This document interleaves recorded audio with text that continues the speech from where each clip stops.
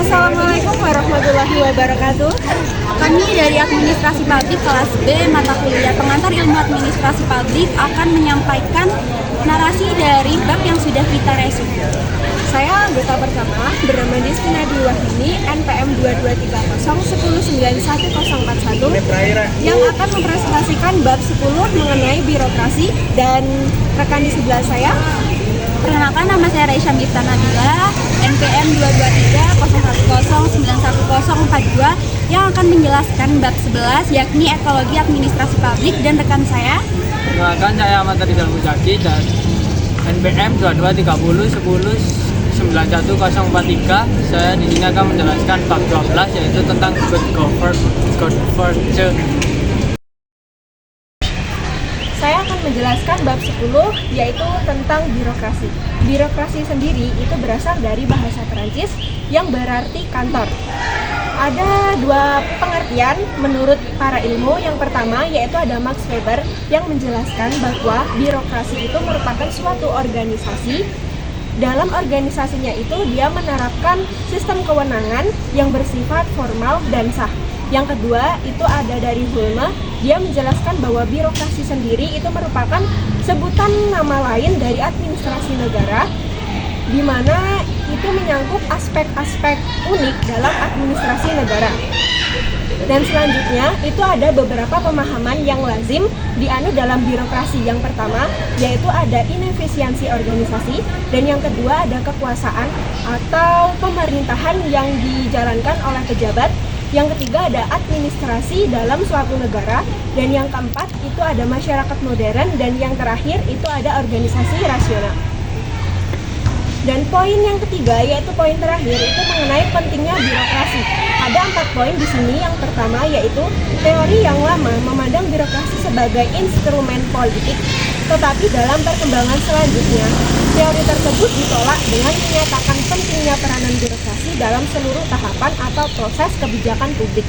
Dan yang kedua itu ada menurut Robert Prestus, pentingnya birokrasi diungkapkan dalam peranannya sebagai delegated legislation, initiating policy, dan internal driver for power, security, and loyalty. Dan yang ketiga itu dalam pembahasan birokrasi ada 3 pertanyaan pokok yang harus diperhatikan.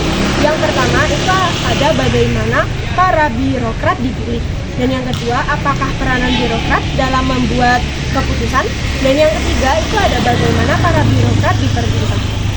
Dan yang terakhir, yang keempat, itu pentingnya peranan birokrasi amat menonjol dalam negara-negara sedang berkembang, di mana mereka semuanya telah memberikan prioritas kegiatannya pada penyelenggaraan pembangunan nasional.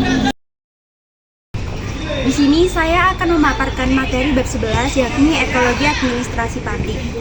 Jadi ekologi adalah pengaruh timbal balik antara organisme hidup dengan lingkungannya dalam situasi yang bermacam-macam. Manusia sebagai makhluk hidup menjadi peran penting dalam suatu proses yang saling mempengaruhi antar manusia dengan manusia serta manusia dengan lingkungannya. Lingkungan ekologi dibagi menjadi 3, yakni lingkungan biologi, lingkungan sosial, serta lingkungan fisik.